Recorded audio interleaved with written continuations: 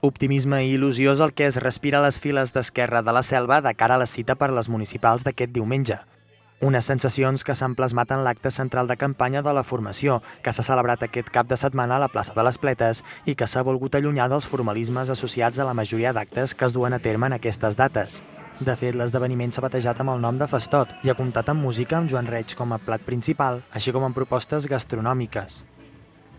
Les previsions de pluja han obligat a traslladar l'acte en un principi al Castell del Paborde, un acte que ha obert amb uns breus parlaments a càrrec de Laura Trujillo i Toni Martínez, que integren la llista d'Esquerra a la Selva. Els candidats han anat desgranant públicament algunes de les propostes que formen part del seu programa, que s'assenyeixen al seu lema de campanya, Seguim, amb la voluntat de continuar tot allò que des del govern s'ha anat construint al llarg d'aquests 4 anys. A banda, s'han posat sobre la taula algunes de les promeses que es contemplen de cara al mandat que és a punt de començar i que posen l'accent en les polítiques socials, però també fixen la mirada especialment en l'ampliació de la residència al Vilar, una actuació necessària i que, en paraules del seu cap de llista, en Jordi Vinyals, requereix un govern fort i decidit per assumir-ho. Hi ha una proposta molt important que és a nivell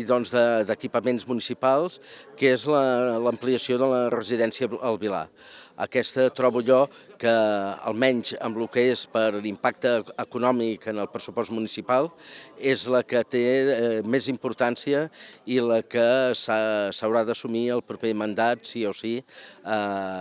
i cal un govern que sigui fort i que estigui decidit a fer-ho. L'actuació de Joan Reig ha posat l'accent musical al Festot. El bateria dels Pets ha presentat el resultat de la seva primera aventura en solitari, un EP homònim que recull 6 peces que viatgen pel rock and roll de la vella escola, el blues i el jazz.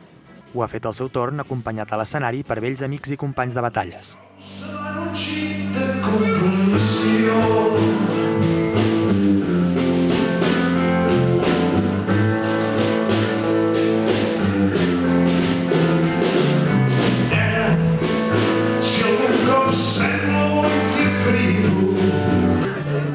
Finalment, el temps ha acabat donant treva i ha permès gaudir d'un petit refrigeri amb música de nou a les Pletes, amb la presència de simpatitzants del partit que en un ambient distès i de companyonia han allargat la festa una estona més.